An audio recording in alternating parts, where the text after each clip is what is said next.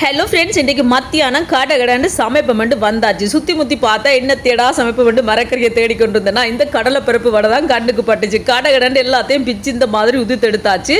அதுக்கு பிறகு இங்கால உரலில் பார்த்தீங்கன்னு சொன்னால் ஒரு 4-5 வெள்ளைப்பூடு, பச்சை மிளகாய் 2-3 பச்சை மிளகாய், ஒரு துண்டு இஞ்சி, இதெல்லாத்தையும் போட்டு நல்லா இடித்து எடுக்கணும். இதை இடிச்சு இங்கால எடுத்து வச்சுட்டு அடுப்பில் சட்டியை வச்சுட்டு சட்டி சூடானோன்னா கொஞ்சமாக தேங்காய் எண்ணெய் சேர்க்குறேன். தேங்காய் எண்ணெய் சூடானோன்னா பெருஞ்சீரகம் கொஞ்சம் சேர்த்துட்டு அது லைட்டாக பொரிஞ்சு வரைக்கும் நாங்கள் இடித்து வச்சிருக்கிற இஞ்சி, வெள்ளைப்பூடு, பச்சை மிளகாய் அதை சேர்த்து நல்லா கலந்து விடணும். லைட்டாக பொரிஞ்சு வரைக்கும் சின்ன வெங்காயம் பட்டி வச்சிருக்கேன்னா அதையும் சேர்த்து நல்லா வதக்கி விடணும். நல்லா பொன்னிறமாக சின்ன வெங்காயத்தை இந்த மாதிரி வதக்கி எடுக்கணும்.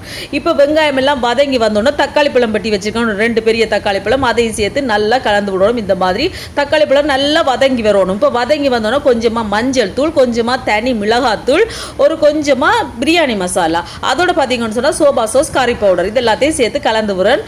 தனி மிளகாத்தூள் எல்லாம் உங்களோட உரைப்புக்கு தேவையான அளவு தான் நீங்கள் சேர்த்துக்கொள்ளணும். சரியா? எல்லாத்தையும் சேர்த்து நல்லா கலந்து விட்டுட்டு நாங்கள் பிச்சு உதுத்து வச்சிருக்கிறது தானே வடை, அதையும் சேர்த்துட்டு தேவையான அளவுக்கு தண்ணியும் விட்டு கொஞ்சமாக உப்பும் போட்டு கலந்து விட்டு கொதிக்க வச்சு எடுத்தோம்னா சூப்பரான வடகறி ரெடி.